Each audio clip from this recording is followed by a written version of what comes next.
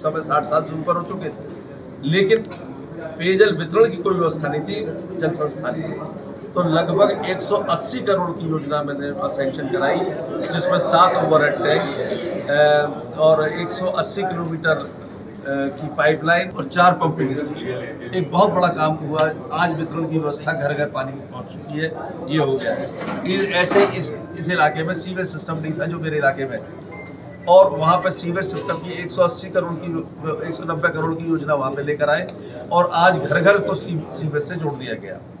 सड़कें, गलियाँ, कम्युनिटी हॉलों का निर्माण किया गया। एक बहुत बड़ी संख्या में कम्युनिटी हॉल, खासतौर से विशेषकर बाल्मीक समाज में कम्युनिटी हॉल मैंने शुरू कराया। आगरा में गैस कनेक्शन, ये जो एरिया है इधर से भारतीय स्टेट और इस सब एरिया में गैस के कनेक्शन घर घर पहुंच गए। जो सिलेंडर गैस की समस्या थी वो पाइपलाइन की समस्या से दूर हुई है। चिकित्सा सुविधाओं को अपग्रेड कराया। ये सब जानते हैं कि एसएन मेडिकल कॉलेज क्या है दुर्दशा थी। एक सेंटेंस में बताऊं दुर्दशा तुमको आपको, कि जब मैंने 2017 में चुनाव जीता है और मैंने सोचा कि एसएन मेडिकल कॉलेज का अपग्रेडेशन करना चाहिए, क्योंकि पानी की बात यदि आवश्यकता है तो चिकित्सा की आवश्यकता है। आम आदमी को सस्ती, अच्छी, सुलभ चिकित्सा सुलभ हो, दवाई और पढ़ाई, 2 चीज़ों की आवश्यकता होती है। तो जब मैं देखने गया कि कहाँ पर कौन सा डिपार्टमेंट खुल सकता है या क्या क्या उपलब्धता है ज़मीन की, तो ये देखा मैंने कि वहाँ की लड़कियों ने, हॉस्टल की लड़कियों ने घेरा मुझको, जरा आप हमारा हॉस्टल देखिए। तो हॉस्टल जब देखने में गया अंदर, तो उनके लेडीज़ हॉस्टल के बाथरूमों में दरवाजे नहीं थे, पर्दे टंगे हुए थे। ये दुर्दशा का एक मापदंड, और आज आप सब जाके देख सकते हैं। हाथ कंगन को आरसी किया, पढ़े लिखे को आरसी किया। आज आप देख सकते हैं कि एसएन मेडिकल कॉलेज की कितनी शानदार बिल्डिंग और शानदार सुविधाएं उपलब्ध हो रही हैं। कैंसर की सब सुपर स्पेशलिटी विभाग में खुल रहे हैं, और एम्स स्तरीय सुविधाओं के लिए जो एक बहुत बड़ी आवश्यकता थी कि लगभग 65 बीघा जमीन होनी चाहिए उस संस्थान पर, यहाँ पर नहीं थी। तो लेडी लाइल का मर्ज कराया इसमें, और मर्ज करा के उसकी 18 बीघा जमीन ऐड हो गई। तो आज वहाँ पर 68 बीघा जमीन हो चुकी है, और एम्स जैसी सब सुविधाएं सब यहाँ पर मिल सकती है और मिलने जा रही है, और धीरे धीरे प्रगति पर है। तो चिकित्सीय सुविधाओं को इसी बीच में कोरोना काल को भी देखा इस देश ने, पूरे विश्व ने। और कोरोना काल में जहाँ मुझे इस कहने में कोई ऐतराज नहीं कि हमारे नेता योगी और मोदी जी ने जो काम किया है, यानी डिजास्टर में मैनेजमेंट का मास्टर यदि हम उनको कहें तो इसमें कोई अतिशयोक्ति नहीं है। उसी हिसाब से उनके आदेश पर, उनके निर्देश पर, संगठन के निर्देश पर हम लोगों ने गली गली, घर घर, कूचे कूचे जाके कोरोना में सहायता की। सैनिटाइजर मेरे द्वारा जो किया गया उसको 3 श्रेणी बांटा गया। एक गलियों में कैसे, जहाँ पर कुछ वाहन नहीं जाता है, तो मेरे बेटों ने खुद अपने पीछे पिट्ठू जो वो करते हैं किसान स्प्रे, वो पिट्ठू डालकर और पूरे जान जोखिम में डालकर वहाँ गली गली स्प्रे किया। जो चौड़ी गलियाँ थी उनमें ई रिक्शे से कराया, और बड़ी चौड़ी सड़कों पर ट्रैक्टर से कराया। और मास्क से लेकर राशन किट बांटना और सैनिटाइजर बांटना, यहाँ तक हुआ कि हम पूरा परिवार हमारा जुटा, हमारे कार्यकर्ता जुटे।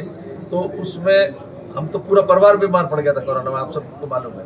तो इसलिए कोरोना में सेवा कार्य जो हमारी पार्टी ने हमको निर्देशित किया, और एक हमारा उद्देश्य भी था सेवा करना, सेवा, सुरक्षा, सुशासन, जो माननीय योगी जी ने अपने कार्यकाल में बताया, उसमें सेवा हम सब कार्यकर्ताओं ने मिलकर की है।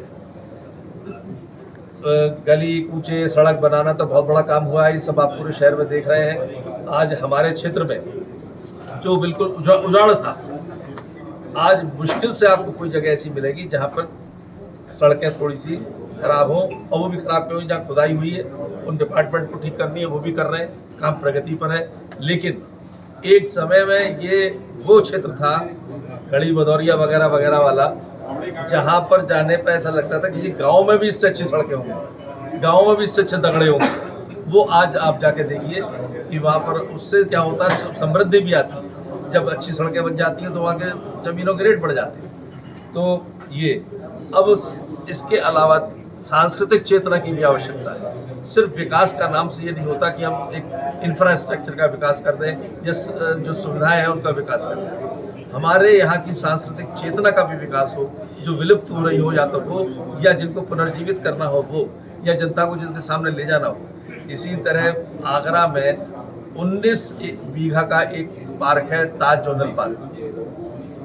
उस को एक नए ढंग से प्रस्तुत करना, मैंने एडीए के वीसी को बुलाया था, तो उस समय चर्चित गौड़ थे, उनको बुलाकर कहा कि इसको मेरा ये थीम है कि कृष्ण जी के जीवन चरित्र पर ये पार्क का निर्माण हो। उसका गीता गोविंद वाटिका, यानी गोविंद मतलब कृष्ण भगवान की लीलाओं का वह चित्रण हो, गीता के उपदेशों का चित्रण हो, उसके बारे में संक्षिप्त विवरण हो। इसी तरह वहाँ पर 1 बीघा में या 2 बीघा में, जैसा भी उचित समझे वो निश्चित की गई है जगह, वहाँ पर वृंदावन, यानी वृंदा तुलसी को कहते हैं, तुलसी की 100 से अधिक प्रजातियाँ हैं, आम आदमी नहीं जानते। वृंदावन प्रस्तुत करने वाला वृक्ष उस तरह से डेवलप किया जा रहा है। सुभाष पार्क में सुभाष नाम से तो था, लेकिन कोई मूर्ति नहीं थी, तो वहाँ पर उसको उस तरह विकसित किया जाए। शिवाजी का स्मारक, ये आप सब जानते हैं कि शिवाजी का आगरे में कितना बड़ा चैप्टर रहा इतिहास का, तो उसको ढूंढा गया। मैं, सुगम आनंद और आधार निडर, इन तीनों ने मिलकर उसको तलाशा, तो एक कोठी जानकारी मिली, जयपुर तक गए हम उसके चक्कर में।